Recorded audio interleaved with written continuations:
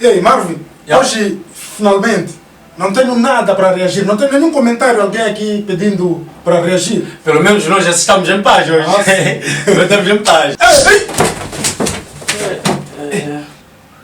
Não é que tem mesmo. Gostaria de ver uma reação da história do Barão de Guaraciaba.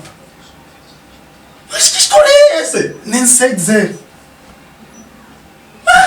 Vamos descobrir juntos, né? Vamos descobrir. Fazer o quê, né? Fazer o quê? Vamos lá. Já ouviu falar do Barão de Guaraciaba? Eu não.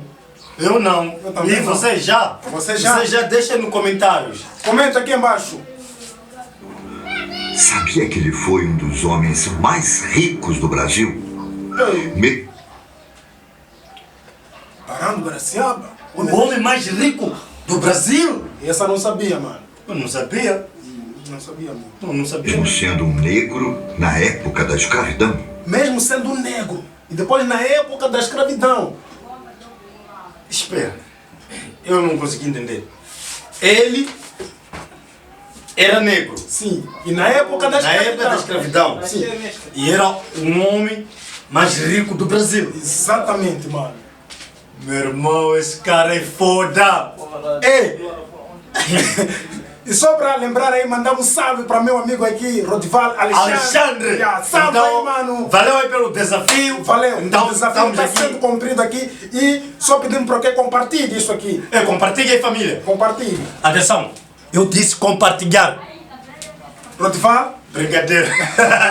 Fica à vontade. Mas compartilhe, família. vamos nessa, manos. E já pensou por qual motivo ele tinha escravos?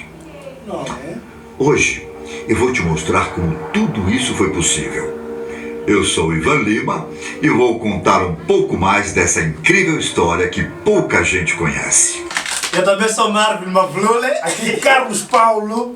Eu não sei de que estado. Comenta aí, fala que eu sou de São Paulo, Minas Gerais, Pernambuco. Fala do seu estado, nós queremos saber mais. E juntos vamos viajar nessa. Até lá. Vamos voltar no tempo. Conhecer o Barão de Guaraciaba. Vamos nessa, mano. Vamos. Francisco Paulo de Almeida, conhecido também como Barão de Guaraciaba. Nasceu na pequena cidade de Lagoa Dourada, Desculpa eu cortar assim tão cedo, mas queria saber o que é no barão. estado de Minas Gerais. Eu queria saber o que é barão. Barão, eu queria saber porque eu não sei, né? Talvez se vocês sabem o que é barão, então vão deixar no comentário. Sim. Eu também não sei o que significa um barão. Então vamos lá aprendermos juntos, né? No dia 10 de janeiro de 1826. Mano, Eu isso sei que eu não estava vivo. 10 de janeiro de 1926. Mas isso foi depois do Cristo, mano. Foi depois de Cristo? Sim. Comenta aqui embaixo se a gente estiver errado. Errado, se não estiver errado, comentam isso. O Brasil era um país recém-independente de Portugal. E os estados de Minas Gerais e São Paulo eram os mais ricos e influentes do país. Mano. Salve São Paulo! Salve Minas Gerais! Salve, salve, galera. Comenta aqui embaixo. Mas salve todo o país do Brasil, todo o estado, né? Todo estado brasileiro. Porém, a própria origem da família de Francisco levanta polêmica entre os historiadores, já que pouco se sabe sobre ela e como teria conquistado a sua liberdade, em uma época em que a escravidão era permitida.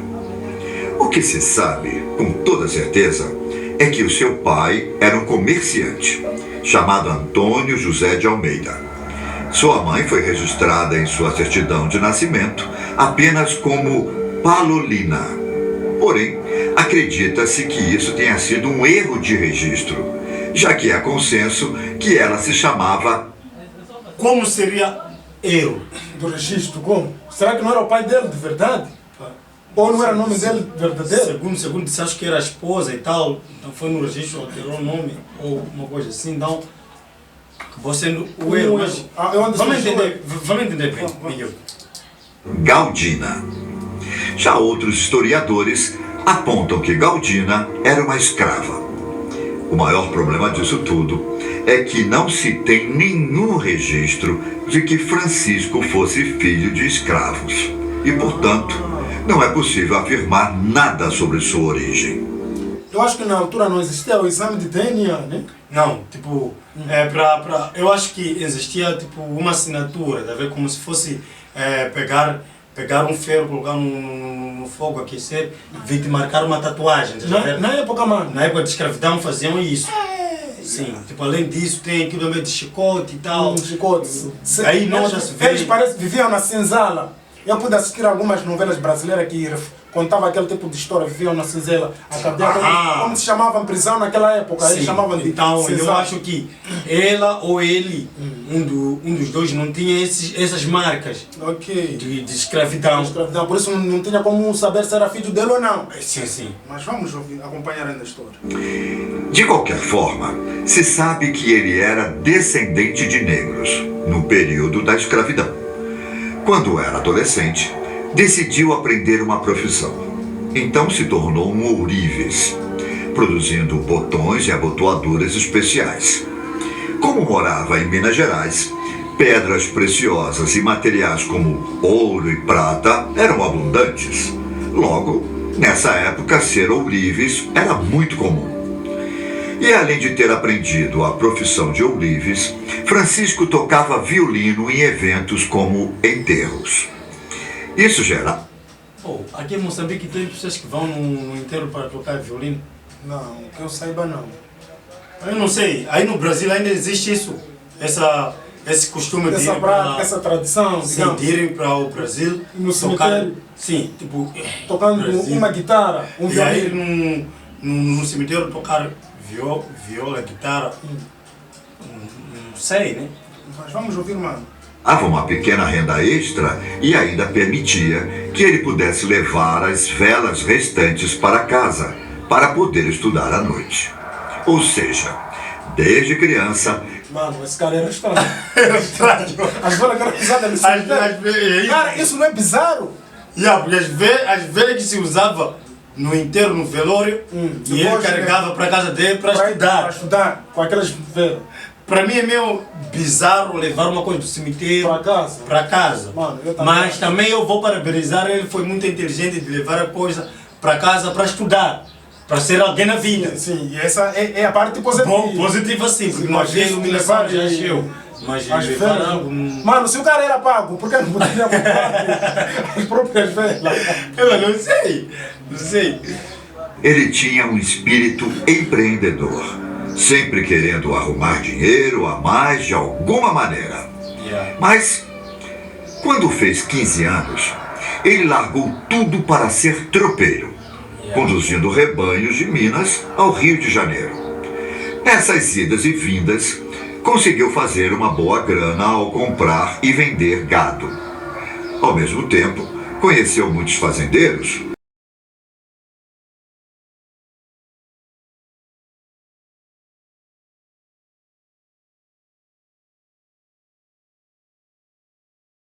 De Valença. Sua ideia inicial era plantar café, produto que cada vez mais tinha uma demanda tanto nacional quanto internacional. Nisso, acabou com ele. Ele plantava até cafés que poderia vender para internacional. Internacionalmente. Mano, é um cara, mano, com visão. Sim. Ele, tipo assim, o café alimentava até os outros países, não só o Brasil. Não só o Brasil. Era visionário, mano. Era visionário. Sendo Brasília Eugênia de Almeida. E se apaixonou por ela. Então se casou com a moça e virou sócio do seu sogro, que era um grande fazendeiro e que também possuía... Espera, eu quero saber uma coisa. Tipo, ele acabou casando com uma moça de nome Brasília.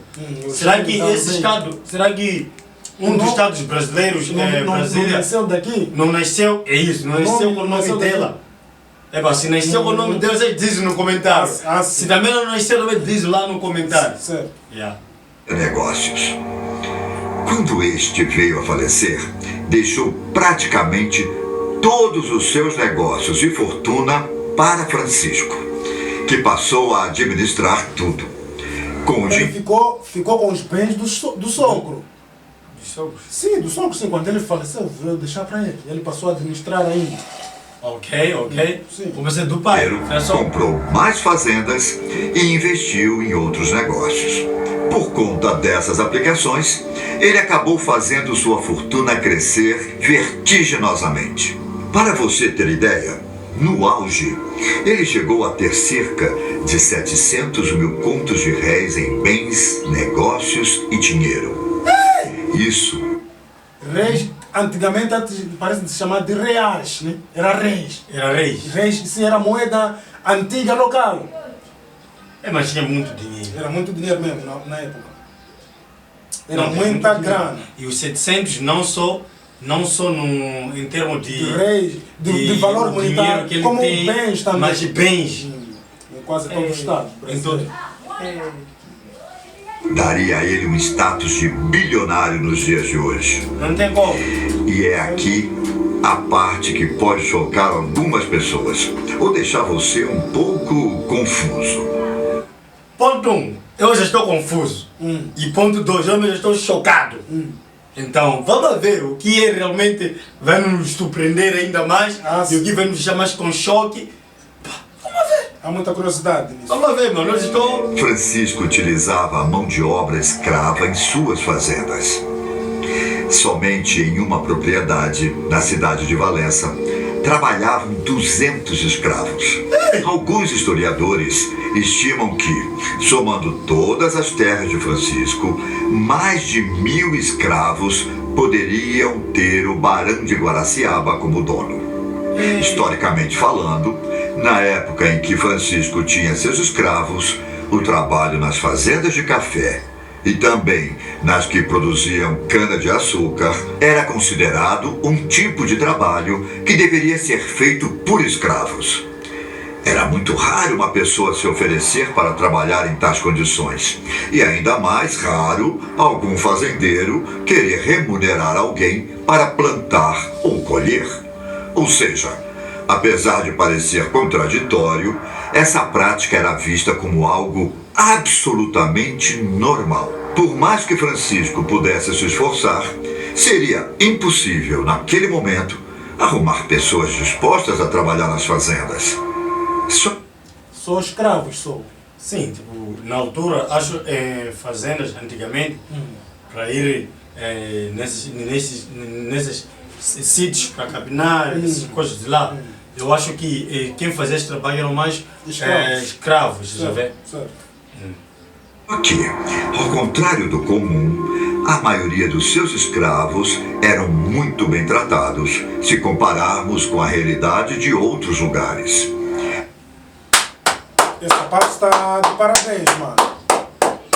Não, o cara sim. Sim, sim. O cara sim. Sim. Não tratava mal os seus escravos.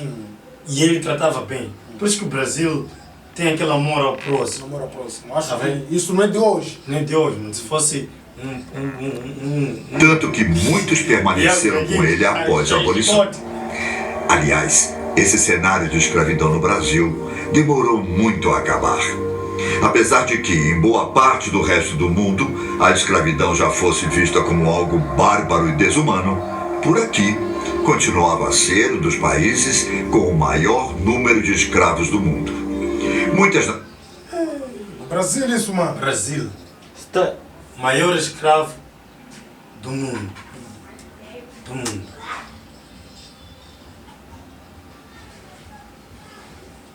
Pausa aí, por favor.